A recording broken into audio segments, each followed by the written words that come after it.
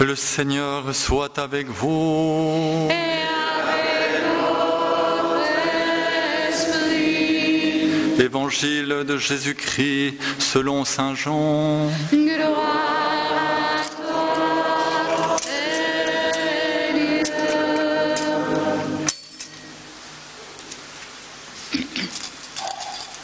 Après avoir nourri la foule avec 5 pains et 2 poissons, Jésus disait: Moi, je suis le pain vivant qui est descendu du ciel. Si quelqu'un mange de ce pain, il vivra éternellement. Le pain que je donnerai, c'est ma chair, donnée pour que le monde ait la vie. Les Juifs discutaient entre eux: comment cet homme-là peut-il nous donner sa chair à manger? Jésus leur dit alors: Amen, Amen, je vous le dis.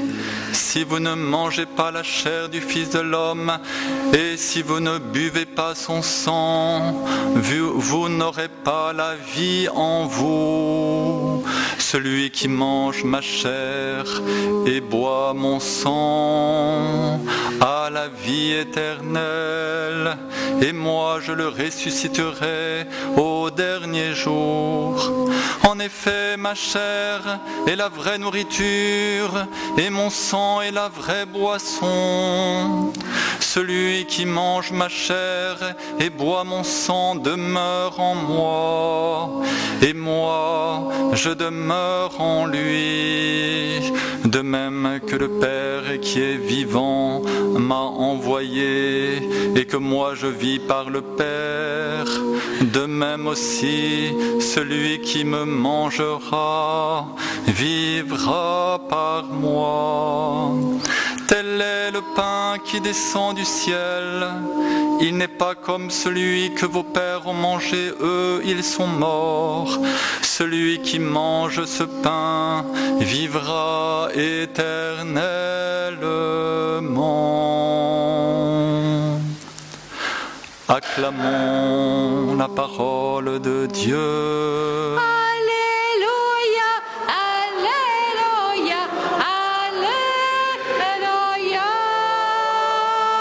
Alléluia, Alléluia, Alléluia.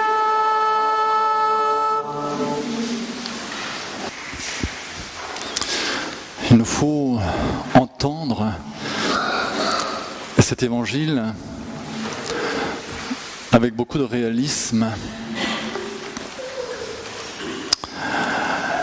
Ce qui, pour nous, veut dire que nous prenons le risque, eh bien, soit d'adhérer au mystère de l'Eucharistie de tout notre cœur, quel beau risque, soit de ne pas y adhérer.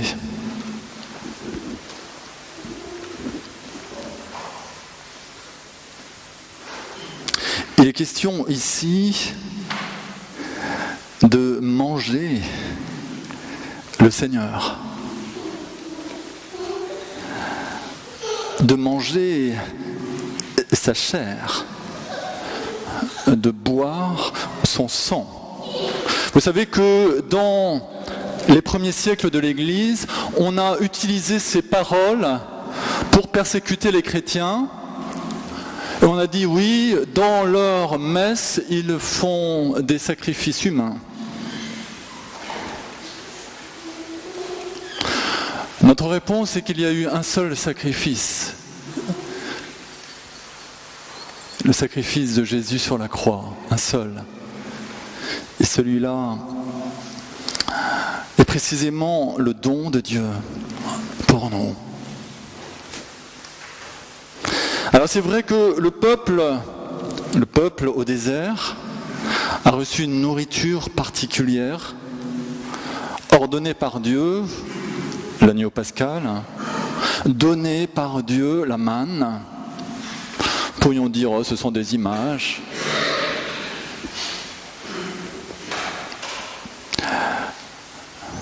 c'est une réalité. Ici, il y a un miracle encore plus grand. Il nous est proposé, donné, de recevoir l'Eucharistie comme la vraie nourriture et la vraie boisson. Allons plus loin. Ce que Jésus nous dit ici, c'est que finalement, nous pouvons être vivants et morts à la fois.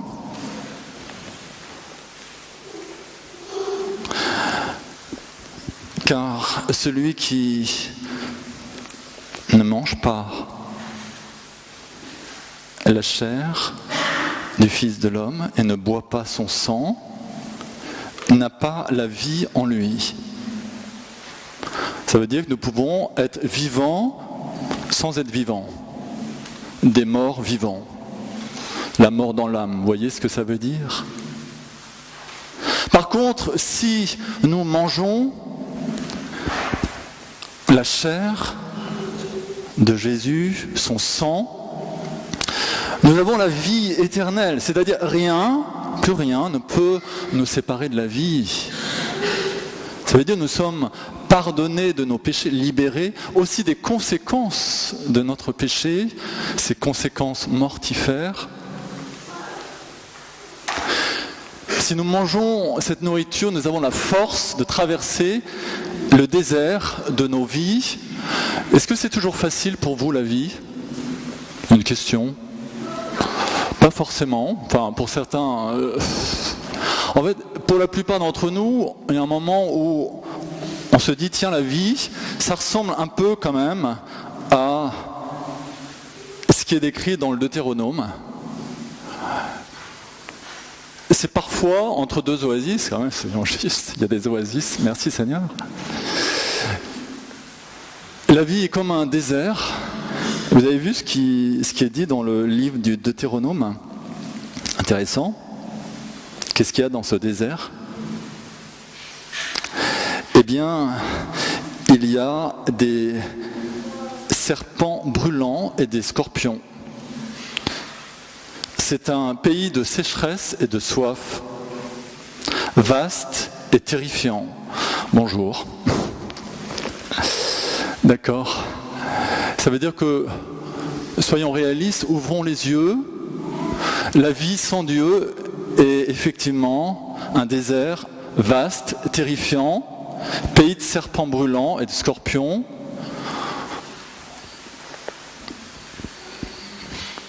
Ne minimisons pas cette vie sans Dieu. Aujourd'hui, certains s'amusent à rire de l'enfer, pas très loin de chez nous d'ailleurs.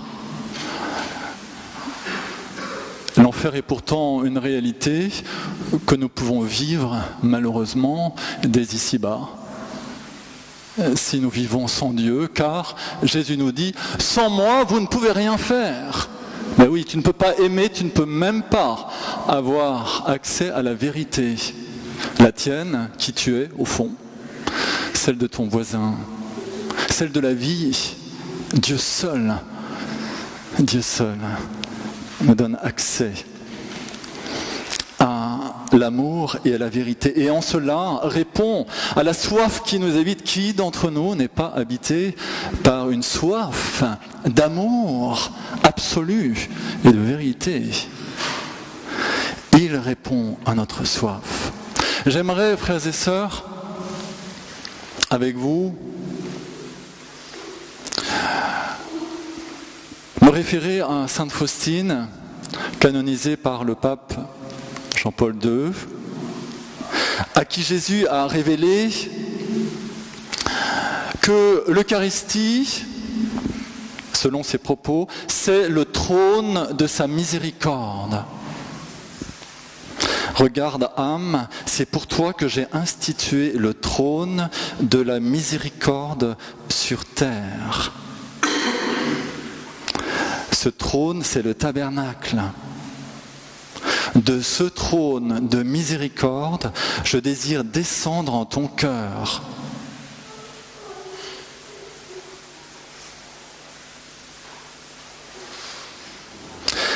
Regarde, aucune suite m'entoure, aucune garde. Tu as accès à moi à tout moment, à chaque heure du jour et de la nuit. Je désire parler avec toi et t'accorder des grâces. Alors ce trône de la miséricorde, c'est le Saint-Sacrement, c'est aussi l'ostensoir et le tabernacle qui est là, qui nous est donné. Alors, il y a une grâce à demander aujourd'hui, je crois, c'est la grâce de la foi. Je pense aux saints qui ne pouvaient pas passer devant une église sans se mettre à genoux. Saint François, Saint François-Régis, bien d'autres. Parce qu'il est là. Saint Curé d'Ars, lorsqu'il disait « il est là », il pleurait et il ne pouvait plus parler. Il est là. C'est le plus grand miracle. Frères et sœurs, est-ce que nous y croyons ou est-ce que nous sommes de ceux qui passent notre chemin, comme le prêtre et le lévite de la parabole? Eh bien, que notre réponse aujourd'hui soit notre foi. Et pour cela, si notre réponse c'est notre foi, lorsque nous dirons Amen, car vous savez que dire Amen, lorsque nous recevons le Seigneur, ça signifie je crois. Amen. Amen. Je crois. Que ce Amen ait du sens aujourd'hui, lorsque nous recevrons le Seigneur. Amen. Méfions-nous de ce que nous disons par habitude. Est-ce que nous croyons que Jésus est substantiellement présent dans ce pain et ce vin consacrés, qui ne sont plus du pain ni du vin, le corps et le sang du Seigneur? Vous savez que dans les miracles eucharistiques, on en a parlé la semaine dernière, le corps et le sang qui deviennent chair et sang ont été analysés comme la chair d'un cœur et du sang humain, évidemment. C'est le cœur de Jésus qui se donne. Et pour répondre Amen, nous avons besoin d'être des tout petits. Car, comme dit Jésus, ce mystère est caché aux sages et aux intelligents de ce monde. Mais il est révélé aux tout petits.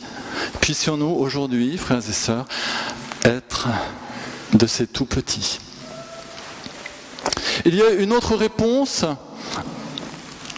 au mystère de l'Eucharistie qui nous est proposée. C'est la réponse de notre confiance. Écoutons encore les paroles de Jésus à Sainte Faustine. Les flammes de la miséricorde me brûlent. Je désire les déverser sur les âmes humaines. Oh, quelle douleur elles me causent quand elles ne veulent pas les recevoir. Dis à l'humanité endolorie de se blottir dans mon cœur miséricordieux, et je la comblerai de paix. Écoutez bien,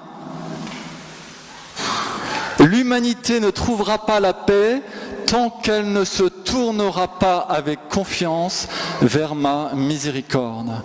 Je répète, l'humanité ne trouvera pas la paix tant qu'elle ne se tournera pas avec confiance vers ma miséricorde. S'il y a dans nos vies des scorpions, des serpents brûlants, la sécheresse aride, alors tournons-nous vers la miséricorde avec confiance et nous trouverons la paix.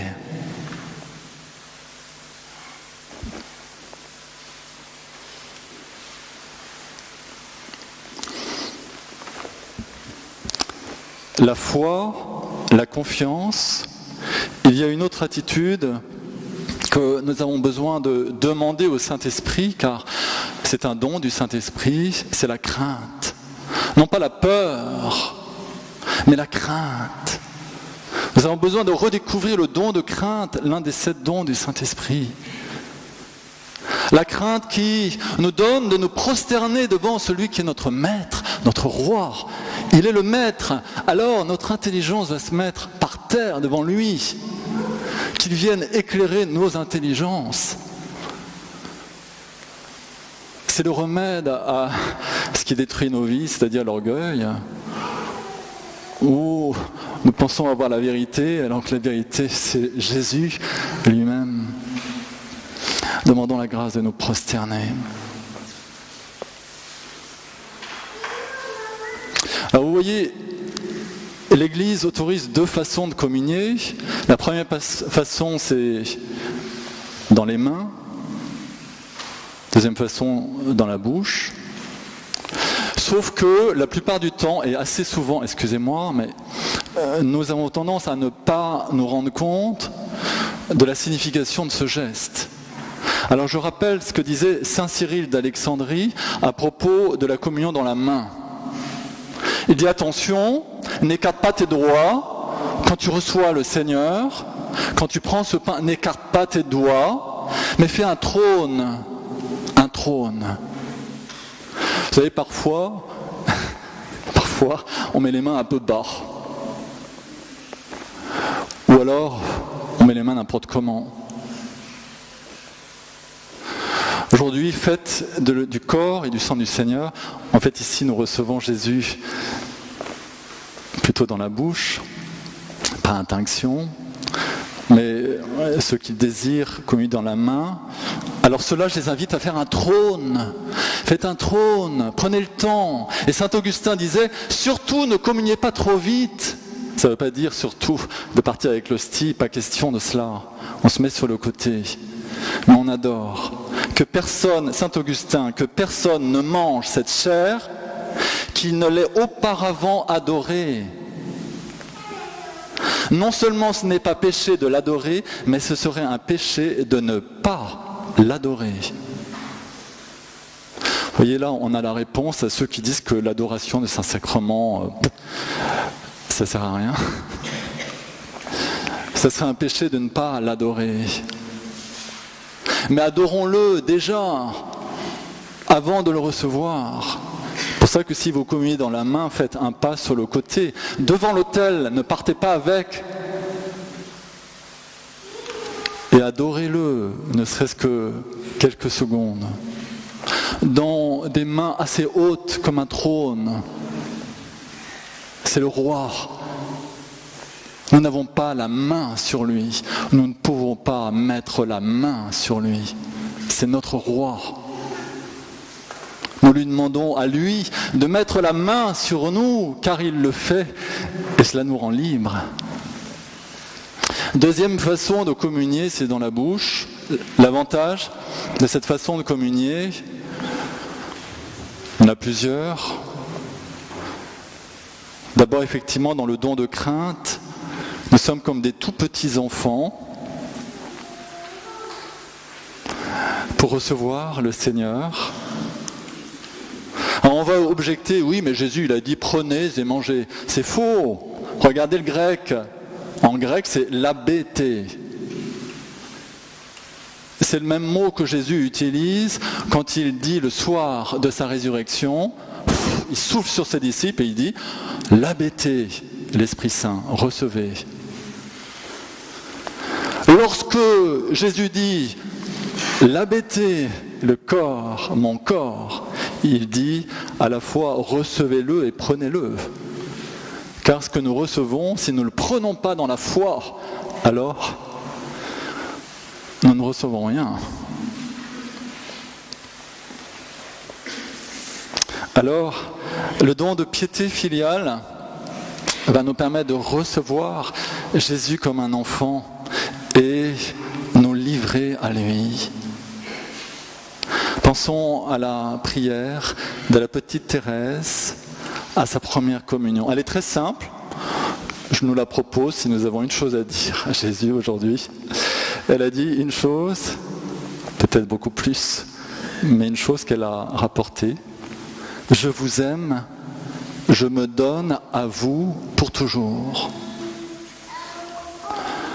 Je vous aime, je me donne à vous pour toujours.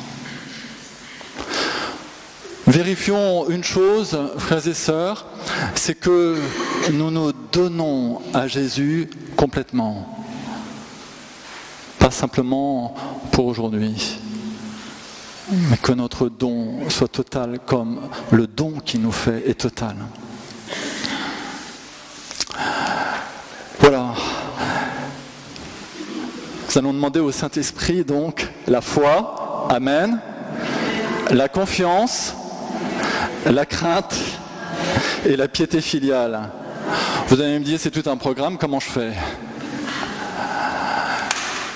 La Sainte Vierge nous est donnée, justement, parce que nous ne savons pas faire, nous n'avons pas assez la foi, pas assez d'espérance, pas assez d'amour.